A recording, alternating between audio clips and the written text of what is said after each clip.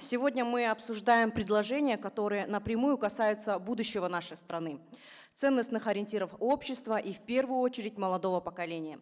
Инициативы, озвученные на заседании, логично дополняют друг друга и формируют цельную систему конституционных гарантий от мировоззренческих основ до защиты личности в цифровую эпоху.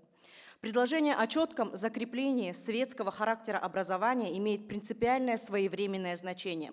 Для молодежи это вопрос не абстрактный, а практический. Школа – это пространство равных возможностей, уважение к традициям, но без навязывания, без радикальных и неприемлемых обществу влияний.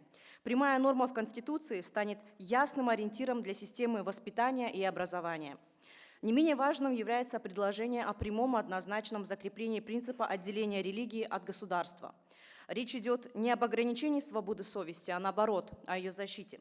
Для молодежи и молодых людей это в первую очередь гарантия того, что государство остается нейтральным и равным ко всем, независимо от взглядов и убеждений.